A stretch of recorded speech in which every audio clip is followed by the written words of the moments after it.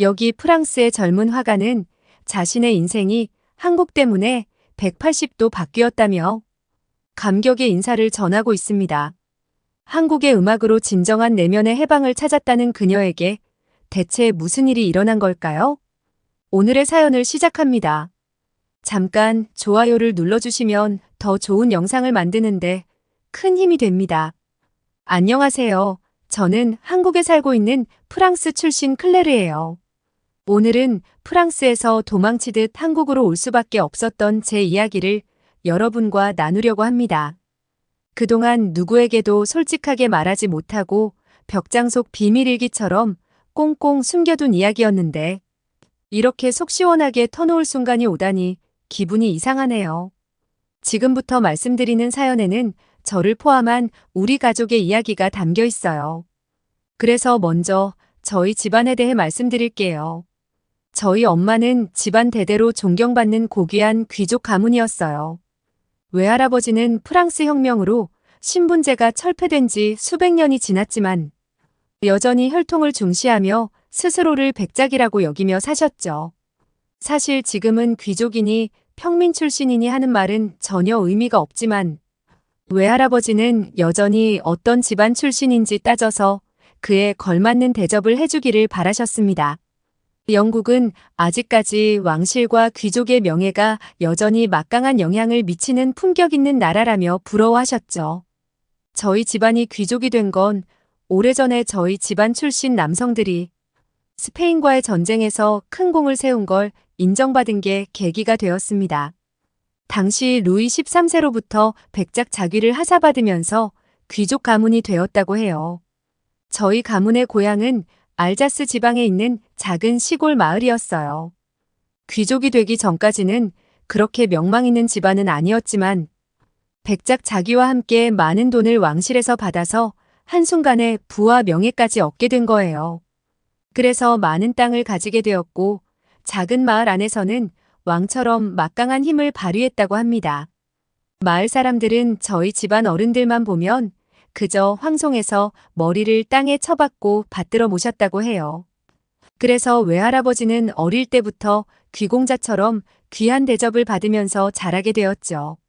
하지만 영원히 계속될 것 같던 막강한 부귀영화는 증조 외할아버지 때문에 모든 것이 물거품처럼 사라져버렸다고 합니다.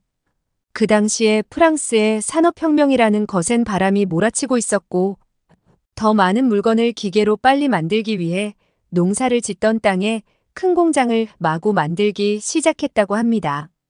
그때 누군가 증조 외할아버지에게 접근해서 대규모 산업단지 개발에 투자를 하면 상상을 초월하는 엄청난 돈을 벌 수 있다고 꼬드겼던 거예요. 평생 일이라고는 하지 않고 고귀하게 자라 세상 물정에 어두웠던 증조 할아버지는 그 사기꾼의 말에 속아서 가지고 있던 땅과 재산을 전부 처분해서 투자를 했는데 완전히 망해버렸던 거예요. 그런데 증조 할아버지가 전 재산을 날리고 알거지 신세가 되자 믿을 수 없는 일이 일어났다고 해요. 증조 할아버지를 왕처럼 받들어 모시던 마을 사람들이 아주 냉정하게 외면해버린 겁니다. 피에르 영감이 쫄딱 망해서 거지 신세가 됐다지. 그래, 꼴에 귀족 나부랭이라고 잘난 척하더니 속이 시원하네. 이제 그동안 그 영감한테 무시당했던 걸 확실히 갚아주자고. 마을 사람들은 망해버린 저희 집안을 동정하기는커녕 손가락질하면서 무시해버렸어요. 그때 외할아버지는 아무리 귀족이라도 돈이 없으면 사람 취급을 못 받는다는 냉정한 현실을 알게 되었던 거예요. 마을 사람들이 저희 집안을 받들어 모셨던 건 귀족 신분 때문이 아니라 돈이 있는 부자였기 때문이었죠. 마을 사람들에게 무시당하는 수모를 견딜 수 없었던 가족들은 다른 도시로 야반도주하듯이 이사를 가게 됐고 몇 달 지나지 않아 화병에 걸린 증조 할아버지는 세상을 떠나고 말았습니다. 외할아버지는 쫄딱 망했으면서도 여전히 뼈대 있는 귀족 가문 출신이라는 남다른 자부심을 가지고 계셨어요. 하지만 현실은 아무런 연고도 없는 도시에서 먹고 살아야 하니 공장에 들어가서 험한 막노동밖에 할 수 있는 게 없었습니다. 비록 공장에서 일하고 있지만 귀족이란 긍지를 가슴속 깊이 가지고 있던 외할아버지는 자주 공장 동료들과 다투게 되셨죠. 나는 너희들 같은 더러운 평민들과는 근본부터 다른 고귀한 신분이란 말이야. 그러니까 나한테 함부로 이래라 저래라 지시하지 마. 알겠어? 정말 웃기고 있네. 지금이 어떤 세상인데 가진 건 쥐뿔도 없는 주제에 귀족 출신이라고 거들먹거려. 당신이 백작이면 난 황제야. 몰락한 귀족 주제에 잘난 척하는 할아버지를 동료들은 손가락질하며 비웃었고 심할 때는 주먹 다짐까지 하는 일도 있었다고 해요. 동네에 사는 이웃들도 나는 너희 같은 천민하고는 전혀 다른 고귀한 귀족이야라고 큰 소리치는 할아버지를 정신병자 취급하며 상대를 하지 않았다고 해요. 공장 동료들과 이웃들에게 비웃음을 사고 무시당할 때마다 할아버지는 술이 취해서 엄마와 할머니에게 술주정을 하면서 화풀이를 했고 엄격하게 교육을 시켰어요. 소피, 넌 명예로운 귀족 가문 출신이란 걸 절대 잊지 말고 항상 신분에 맞게 품위 있고 우아하게 행동하도록 해. 혹시라도 가문의 명예를 더럽히는 짓을 하면 가만두지 않을 테니까 명심해. 여보, 제발 이제 그만해요. 모두들 당신을 비웃고 있는 게 보이지도 않아요? 뭐야? 어디 하늘 같은 남편이 말하는데 끼어드는 거야? 외할머니는 어떻게든 딴 세상에서 사는 외할아버지가 정신을 차리고 현실을 받아들이게 하려고 애원했지만 그때마다 할아버지는 할머니에게 폭언을 퍼부으며 매질을 했다고 합니다. 술 취한 할아버지의 행패는 거의 매일 밤마다 이어졌고 그런 모습을 보면서 자란 엄마는 할아버지의 말이라면 무조건 복종하도록 길들여졌어요. 매사에 귀족답게 처신하라고 간섭하는 할아버지 때문에 엄마는 자유라고는 일도 없는 생활을 해야 했죠. 엄마는 늘 두려운 마음을 가지고 할아버지의 마음에 들려고 노력했지만 사람은 누구나 실수를 하는 법이었어요. 할아버지는 조금이라도 엄마의 행동이 마음에 들지 않으면 견디기 힘든 심한 벌을 줬다고 합니다. 엄마를 비치라고는 전혀 들어오지 않는 캄캄함 지하실에 몇 시간씩 가둬버렸던 겁니다. 아직 어린 10대 소녀였던 엄마는 어둠 속에서 정신이 나갈 정도로 지독한 공포와 두려움을 느끼면서 바들바들 떨어야 했고 잘못했다고 울부짖으며 손이 퉁퉁 부을 정도로 지하실 문을 미친 듯이 두드리면 할아버지는 그제서야 엄마를 꺼내줬다고 하네요. 그런 아픈 기억 때문에 엄마는 지금도 폐쇄 공포증을 가지고 있어요. 그래서 불을 켜놓고 안방 문을 열어놓고 잠을 자곤 합니다. 하지만 2년 뒤에 충격적인 일이 벌어지고 말았습니다. 할아버지의 집착과 폭력, 술주정에 완전히 지쳐버린 할머니가 도저히 견디지 못하고 집을 나가버린 거예요. 2달 뒤에 돌아온 할머니는 예전과는 완전히 달라져 있었다고 합니다. 늘 할아버지에게 주눅이 들어서 순종적이던 모습은 어디론가 사라지고 할아버지를 똑바로 쳐다보면서 이혼하고 갈라서자고 당당하게 요구했다고 합니다. 그러자 불같이 화를 내면서 주먹을 휘두를 줄 알았던 할아버지는 전혀 다른 반응을 보였다고 해요. 할머니 앞에 무릎을 꿇고 용서를 빌었던 겁니다. 여보, 내가 잘못했어. 이제부터는 뭐든지 당신이 원하는 대로 할 테니까 한 번만 내게 기회를 줘. 제발 부탁이야. 하지만 할머니의 결심은 완강했고 결국 두 분은 헤어지게 되었다고 합니다. 그런데 그때부터 할아버지가 다른 사람처럼 확 달렸다고 합니다. 늘 입에 달고 설던 귀족이란 말은 일절 꺼내지 않았고 누구보다 열심히 주어진 일을 해냈던 거예요. 모두들 할아버지의 변화에 놀라고 말았죠. 공장에서도 한눈 팔지 않고 일을 잘하는 할아버지에게 승진의 기회를 주었고 할아버지는 술도 완전히 끊고 착실히 돈을 모으기 시작했다고 합니다. 그리고 엄마에게도 피아노를 배우도록 개인 교사를 붙여주었다고 해요. 학교에서 피아노를 처음 배우게 되었는데 선생님이 엄마가 피아노에 재능이 있다는 걸 알아보고 할아버지에게 적극적으로 개인 교습을 받게 하라고 부탁했던 겁니다. 지금까지 살아가는 낙이라고는 없던 엄마에게 피아노는 어둠 속에 비친 찬란한 빛과 같았어요. 피아노를 칠 때만은 모든 것에서 벗어나 자유로워졌고 답답하던 가슴이 뻥 뚫리면서 눈을 감으면 고요하고 평화로운 세상이 펼쳐지는 것 같았다고 하셨거든요. 피아노를 배우는 엄마의 열정과 섬세한 감각을 알아차린 개인지도 선생님은 정성을 기울여 엄마를 지도했어요. 그런데 몇 년 뒤에 충격적인 일이 벌어지고 말았습니다. 엄마가 피아노를 가르쳐주던 선생님과 사랑에 빠지게 되었고, 선생님의 아이를 임신하게 된 겁니다. 바로 저였죠. 엄마는 보수적인 할아버지가 무서워서 임신 사실을 숨겼지만, 아무리 둔해도 시간이 지나면서 나타나는 몸의 변화를 숨길 수는 없었어요. 결국 할아버지는 엄마의 임신을 알게 되었고, 그때 정말 경악할 만한 사실이 한 가지 더 드러나게 되었습니다. 피아노 선생님에게는 이미 약혼자가 있었던 거예요. 선생님은 뱃속에 저를 가진 엄마를 매정하게 버리고 약혼자와 결혼을 해버렸어요. 엄마는 선생님에게 속았다는 사실에 넋이 나갈 지경이 되어서 살아가는 걸 포기할 생각까지 했지만 뱃속에 든 제가 발길질을 하면서 요동치는 걸 느끼면서 차마 그런 선택을 하지 못하고 마음을 다잡았다고 해요. 제가 세상 밖으로 나오자 할아버지는 미혼모가 된 엄마와 저를 눈의 가시처럼 여기셨고 시간은 흘러서 제가 걸음마를 배울 무렵에 할아버지는 저와 엄마를 한국으로 보내기로 결정하셨습니다. 엄마는 제발 저희를 버리지 말라고 매달리며 애원했지만 할아버지는 애물단지 같은 저를 절대 보고 싶지 않다고 하시면서 매정하게 쫓아내셨어요. 하지만 생활비는 부족하지 않게 붙여주겠다고 하셨답니다.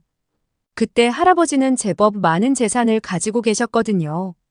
할머니가 떠나고 10년 가까이 몸이 부서져라 일한 덕분에 공장장 자리까지 올라갔고 모은 돈으로 빵집을 인수해서 장사도 병행하셨는데 빵집은 대박이 날 정도로 장사가 잘 된 거예요. 할아버지는 엄마와 저를 아주 먼 곳으로 보내려고 했고 유럽에서 멀리 떨어진 아시아 중에서도 가장 친인척이 없는 한국으로 보낸 겁니다. 엄마가 미혼모라는 사실을 그 누구도 알아선 안 된다는 게 그 이유였어요. 이제 막 3살이 된 저를 데리고 한국에 온 엄마는 연세대 한국어 어학당을 다니면서 한국 생활에 적응하기 시작했는데 연세대 학생이던 철민이란 남자분을 만나서 사귀게 되었다고 해요. 그때 한국의 대학들은 외국 학생들의 유학을 본격적으로 받아들이던 시기였고 연세대 안에도 외국 학생들이 한국 생활에 빠르게 적응하는 걸 도와주는 동아리가 있었다고 합니다. 엄마도 그 동아리에 가입해서 한국 학생들에게 한국어 교습은 물론이고 한국의 문화에 대해서 많이 알게 되었고 철민이란 분이 동아리 회장이었다고 합니다. 그분은 엄마가 다른 유학생들과는 다르게 어린애가 있다는 걸 알고 특별히 관심을 가지고 도와주었고 그러면서 엄마와 가까워지면서 친해졌는데 몇 달이 지나면서 친구 사이를 넘어서 서로 사랑을 느끼게 된 겁니다. 그리고 두 분은 결혼을 약속하게 되었는데 문제가 생기고 말았습니다. 철민이란 분의 부모님은 아주 보수적인 분들이라 외국인의 애까지 딸린 과거가 있는 엄마를 절대 며느리로 들릴 수는 없다며 결혼을 완강하게 반대하셨던 거예요. 결국 두 분은 집안의 반대를 극복하지 못했고 엄마는 어학당을 마치고 저와 함께 프랑스로 돌아가게 되었어요. 시간이 약이란 말처럼 몇 년의 시간이 흘렀기에 할아버지는 저를 손녀로 받아들였고 초등학교를 거쳐 중학교를 다니면서 제가 좋아하는 미술을 공부하도록 적극 지원해 주셨습니다. 고등학교를 마치고 저는 한국의 홍익대 미대로 유학을 가기로 결심했어요. 무엇보다 엄마를 통해서 한국이란 나라에 대해 아주 많이 들었기에 한국에 가서 공부를 계속하고 싶다는 생각을 가졌거든요. 제가 원하던 대로 홍익대 미대에 들어가게 되었고 화가가 되기 위한 과정을 착실히 밟게 되었죠. 그런데 어느 날 지도 교수님의 개인 전시회에 갔는데 라운지에 흐르는 노래가 너무 마음에 들었습니다. 잔잔한 음악에 홀린 듯 마음이 이끌렸고 눈을 감고 가만히 노래를 듣고 있으니까 마음이 이상하게 편안해졌어요. 그래서 교수님에게 어떤 가수가 부른 노래냐고 물었습니다. 이 노래는 산울림이란 그룹의 너의 의미라는 노래야. 데뷔 40년도 훨씬 넘은 김창완이라는 싱어송라이터의 목소리인데 마음에 들어? 네, 전혀 촌스럽지 않은데요? 멜로디가 뭔가 아련한 그리움을 떠올리게 만들어요. 맞아. 김창완이 작곡한 노래들에는 애잔한 그리움이 묻어 있어. 교수님은 산울림과 김창완의 팬이라고 하시면서 그의 음악 세계에 대해 자세하게 말해주셨어요. 원래 산울림의 오랜 팬이셨는데 최근에 스페인의 안토니 고르도스라는 유럽 음악계의 거장이 재조명하면서 이제는 산울림 LP 전집이 너무 유명해졌다고 하시더라고요. 교수님은 자기 보석함에 소중하게 들어있던 보석이 옥션 경매 시장에 떡하니 놓인 것 같은 기분이라며 웃으셨어요. 유명해져서 좋기도 하고 싫기도 하다면서 앨범을 한 장 줄 테니 집에 가서 들어보라고 하셨죠. 전시회를 둘러본 뒤에 정말 교수님은 자신이 가지고 있던 산울림의 앨범을 하나 주셨습니다. 집에 온 저는 그날 밤이 새도록 산울림의 노래를 반복해서 들었고 그때부터 교수님처럼 산울림의 팬이 되어 한국 대중음악에 빠지게 되었죠. 당시 한국에서 유행하던 대중음악을 찾아서 듣다가 신중현이라는 가수에게 확 끌리고 말았어요. 펑키한 락 장르를 뛰어넘는 뛰어난 음악성을 가진 그는 40년도 넘는 그 옛날에 어떻게 이런 세련된 음악을 만들었는지 의문이었죠. 단순하지만 현란한 멜로디가 쉴 틈 없이 꽉 찬 구성을 이루고 있었어요. 모차르트와 비교해도 손색이 없을 정도로 천재라는 생각이 들 정도로 위대한 것 같았죠. 얼마 후에 교수님은 아끼는 제자의 전시회에 저를 데리고 가셨고 이제 막 등단한 한국인 경호라는 화가를 소개해 주셨어요. 내가 보기에 둘이 그림체가 비슷해서 편하게 친구로 지내면 좋을 것 같아. 경호는 첫인상이 선하고 눈빛이 부드러워서 마음이 끌렸습니다. 경호도 처음 만난 제게 호감을 가지고 있는 것 같았어요. 그렇게 첫눈에 느낌이 통해버렸고 자주 만나면서 연인 사이가 되어갔습니다. 그런데 연인 사이가 되자 경호는 숨기고 있던 사실을 고백했어요. 사실 말이야. 내가 교수님한테 널 소개해달라고 졸랐어. 경호는 교수님의 개인 전시회에서 저를 보고 완전히 마음을 빼앗겼다고 했죠. 그래서 교수님에게 저를 소개해달라고 사정했다고 하네요. 별로 대단하지도 않은 비밀을 털어놓으며 얼굴이 빨개지는 경우가 너무 귀여웠습니다. 졸업을 코앞에 둔 저는 처음으로 대한민국 미술대전에 작품을 출품하기 위해 몰두하고 있었어요. 교수님 말씀대로 경호와 추구하는 스타일이 저와 비슷해서 많은 도움이 되었어요. 구도와 색채를 어떻게 배치하고 그려나가면 될지 조언을 해줬고 경호의 말을 들으면서 저는 항상 새로운 아이디어가 떠오르곤 했습니다. 그리고 얼마 후에 엄마가 저를 만나러 한국에 왔어요. 그런데 제 작업실에 들어선 엄마는 바로 얼어붙고 말았습니다. 마치 뭔가에 홀린 사람처럼 넋이 빠져 있는 거예요. 놀란 제가 왜 그러냐고 묻자 엄마는 지금 작업실에서 들리는 노래를 제가 어떻게 아냐고 물으셨어요. 저는 대수롭지 않게 웃으면서 김창완이란 가수의 노래인데 이 노래를 듣고 있으면 마음이 편안해지고 집중이 잘 돼서 작업을 할 때는 늘 틀어놓는다고 했습니다. 그러자 엄마는 갑자기 눈물을 글썽이면서 깜짝 놀랄 말을 시작하셨어요. 오래전에 철민이란 분이 엄마에게 이 노래를 부르면서 청혼을 했다고 하셨죠. 그날 그분이 급한 일이 있으니 동아리 방으로 빨리 오라는 연락을 했다고 합니다. 워낙 다급한 목소리여서 놀란 엄마는 만사제쳐두고 동아리 방으로 달려갔는데 웬일인지 동아리 방에는 불이 꺼져 있었고 그분이 혼자 기타를 들고 앉아 있었다고 해요. 어리둥절해진 엄마가 무슨 일이냐고 묻자 그분은 미소를 머금은 채 기타를 연주하면서 너의 의미를 불렀다고 합니다. 노래가 끝나갈 무렵에 동아리 멤버들이 하나씩 들어왔고 그분은 모두가 지켜보는 앞에서 엄마에게 반지를 주면서 청혼을 했다고 하네요. 비록 우린 헤어졌지만 난 아직도 그가 준 반지를 가지고 있어. 그날 받은 감동은 평생 잊지 못할 거야. 엄마는 잊지 못할 추억을 다시 떠올리고 감격에 겨운 눈물을 흘리셨고 그날 밤 제 손을 꼭 잡고 산울림의 노래를 밤이 새도록 반복해서 들었습니다. 다음 날 저는 고민하다 이번 기회에 말해야 한다고 결심하고 엄마에게 한국 남자와 사귀고 있다고 고백했습니다. 그러자 엄마는 만감이 교차하는 표정으로 한참 동안 생각에 잠겨 있다가 감당할 수 있겠냐고 물으셨어요. 집안의 반대로 헤어져야 했던 자신의 과거 때문에 제가 같은 시련의 아픔을 겪지는 않을지 걱정을 하셨던 거죠. 결과가 어떻게 되든 일단은 어떤 남잔지 만나는 봐야 되겠지. 라고 하셨고 여름 휴가철 엄마를 한국으로 모셔서 경호를 소개했습니다. 엄마도 선한 인상에 예의 바른 경호를 마음에 들어 하셨어요. 역시 내가 나를 닮아서 남자 보는 눈은 확실하구나. 말하는 거나 행동을 보니 가정교육을 제대로 받은 것 같아. 한국 남자들은 유럽 남자들과는 다르게 여자를 존중하고 진심으로 아껴주거든. 엄마는 은근히 한국 남자들이 쓸데없이 자존심만 강하고 허세만 부리는 프랑스 남자들과는 다르게 진실하고 겸손하다고 하셨어요.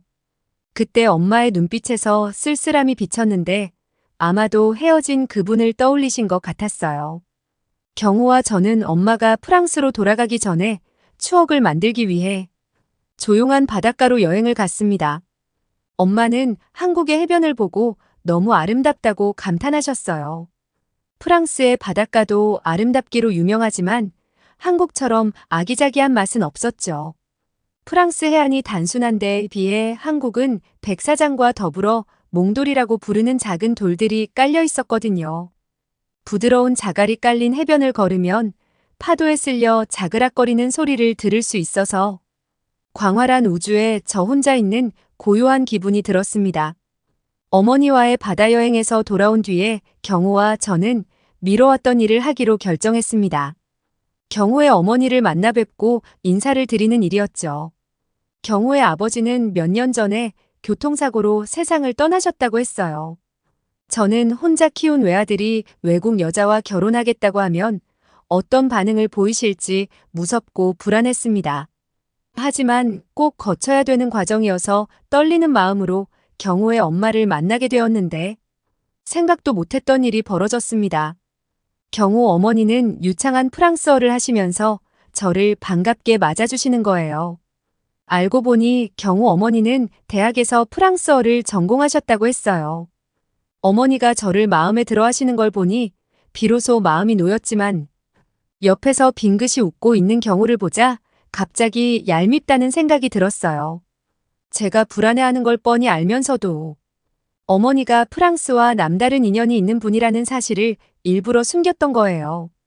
경호의 어머니는 프랑스로 유학을 갔을 때 몽마르트 언덕 주변의 거리 화가들을 보고 왜 파리를 예술의 도시라고 부르는지 알게 됐어. 그들은 돈으로부터 자유로운 영혼이자 진정한 예술가들이라고 생각해. 경호가 예술을 제대로 이해하지 못하고 돈만 집착하는 여성과 사귀면 어쩌나 걱정했는데 너를 보니 그런 걱정은 안 해도 될 것 같구나. 어머니는 예술에 대한 이해가 아주 깊으셔서 저희는 오랫동안 미술부터 철학에 이르기까지 여러 이야기를 나눴고 어머니는 어떤 주제를 꺼내도 막힘이 없었습니다. 이제 마음 걱정은 끝나고 결혼식 날짜를 정하고 본격적으로 준비를 하는 일만 남았는데 마른 하늘에 날벼락 같은 일이 터져버렸습니다. 프랑스로의 귀국을 며칠 남겨두고 엄마가 갑자기 쓰러진 거예요. 저녁에 식사를 마친 엄마가 느닷없이 가슴을 움켜쥐고 쓰러지신 겁니다.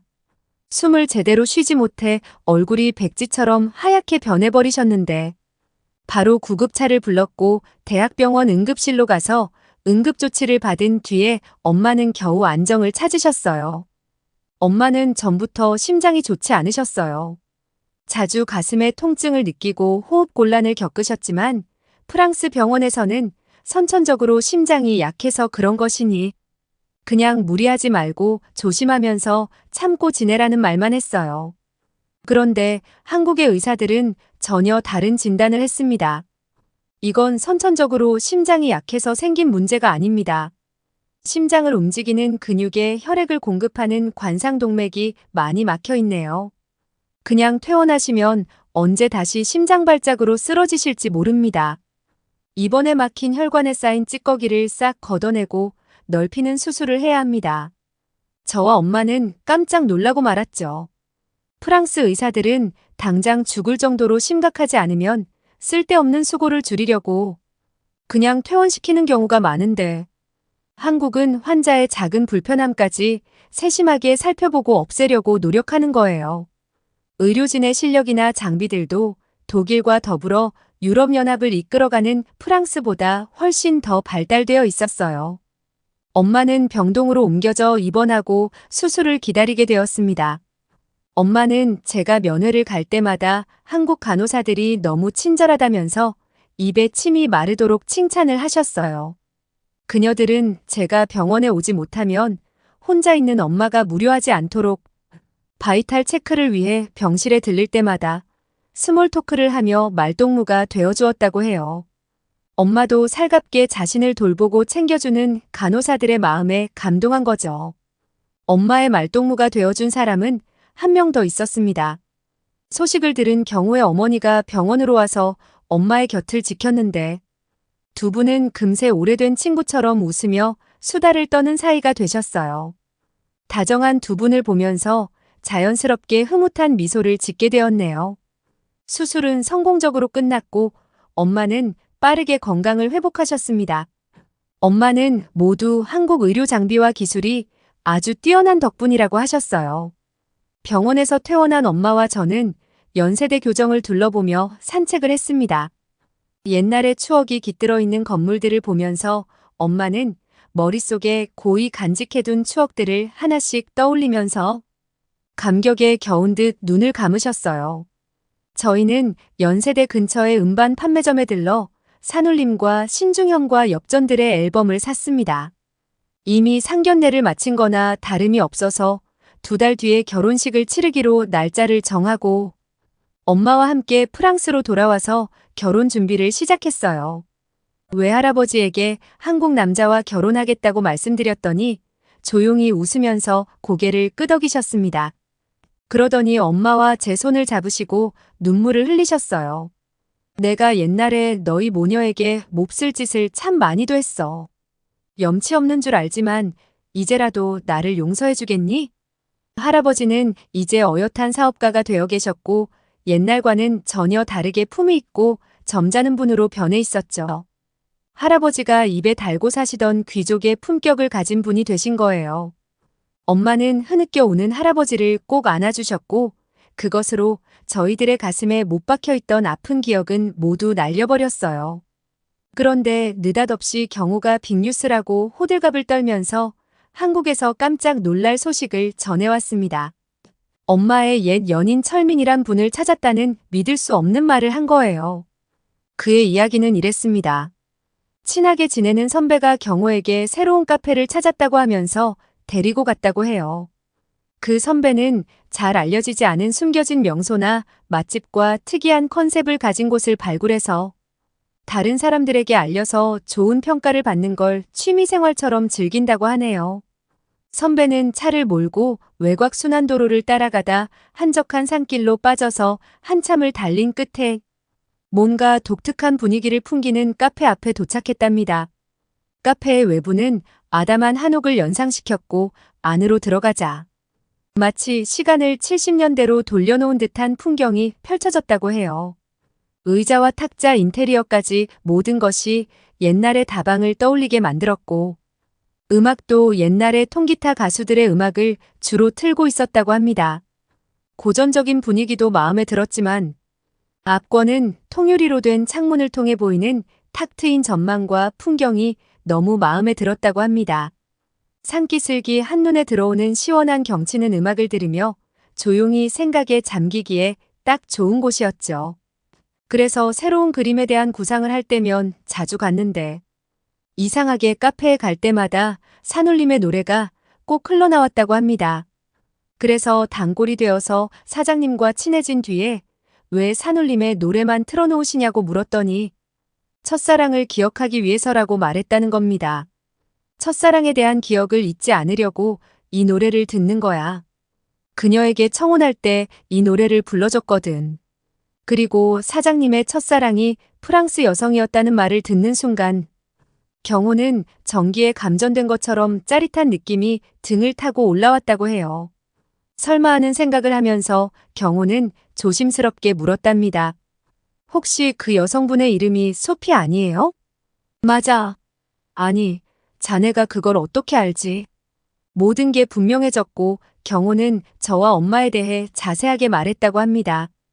그분은 금세 눈가에 눈물이 맺히면서 믿을 수 없다는 표정을 지으셨다고 하네요. 엄마와 헤어진 후 그분은 부모님의 뜻대로 결혼을 했는데 아내는 아이를 출산하다 세상을 떠나고 말았다고 합니다. 그 뒤로 재혼을 하지 않고 지금까지 혼자 살고 있다고 하셨죠. 끝난 줄 알았던 인연이 묘한 운명처럼 다시 찾아오자 그분은 흥분한 표정으로 빨리 엄마를 만나고 싶다고 하셨답니다. 그 말을 들은 엄마도 믿기지 않는다는 표정이었지만 흥분과 설레이는 마음을 감추지 못하셨어요. 경호와 저는 두 분을 만나게 해준 뒤에 제주도로 함께 여행을 떠나기로 했습니다. 그분이 제주도의 해변에 작은 별장을 가지고 있으니 그곳에서 저희들과 오붓한 시간을 보내고 싶다고 하셨거든요. 더구나 경호와 저는 신혼여행을 제주도로 갈 생각이었는데 너무 잘된 셈이었죠. 한국으로 출발하기 전날 엄마는 저와 같이 부산하게 짐을 꾸리고 있었는데 어느 순간 엄마가 보이지 않는 겁니다. 그래서 안방으로 가봤는데 엄마는 침대에 앉아서 그분이 청혼하면서 건네준 반지를 바라보고 계셨어요. 세상 누구보다 행복해 보이는 엄마의 표정을 보고 방해하고 싶지 않아서 조용히 안방 문을 닫아주었죠. 첫사랑은 이루어지지 않고 깨지기 쉽지만 서로를 잊지 않고 간절하게 원한다면 꼭 다시 만나는 법인 것 같아요. 어쩌면 곧 엄마가 받은 반지가 잃어버렸던 역할을 이제는 하게 될지도 모른다는 생각이 문득 들었습니다. 아참, 제 사연을 들어주신 한국분들께 꼭 하나 부탁이 있어요. 제가 요즘 새로운 전시회를 준비하면서 산울림 너희미의 피아노 버전을 라운지 음악으로 선정했거든요. 기적 같은 평온함과 설렘을 가져다준 산울림의 노래처럼 제 전시회를 찾은 분들도 마음의 평화를 찾으시길 바라는 마음이었어요. 그런데 얼마 전에 제 작업실에 놀러온 후배들이 이 노래를 듣더니 요즘 프랑스의 아이돌의 정신없는 랩 가사보다 훨씬 가사가 좋다면서 놀라더라고요. 자기들도 한국의 올드팝을 전시회 라운지 음악으로 써야겠다면서 하도 호들갑을 떨어서 산울림, 조용필, 신중현 같은 가수들의 이름을 적어주었어요. 이 정도로도 부족하다면서 더 많은 가수를 알려달라고 하는데 한국의 올드팝 거장들을 추천해 주실 수 있을까요? 여러분이 추천해 주신 음악이 흘러나오는 전시회가 있다면 프랑스 화가는 아닌지 물어봐 주세요. 파란 눈동자를 가졌지만 마음속에는 한국을 제2의 고향으로 생각하는 저일 수도 있으니까요. 클레르님의 가슴 따뜻한 사연 잘 들었습니다. 너의 그 한마디 말도 그 웃음도 나에겐 커다란 의미라는 노랫말처럼 다시 만난 어머님과 철민님이 서로에게 커다란 의미로 새로운 행복을 찾아가시기를 응원하겠습니다. 오늘 사연이 좋으셨다면 구독과 좋아요 부탁드리며 지금까지 감동특공대 윤하경이었습니다. 시청해주신 여러분 감사합니다.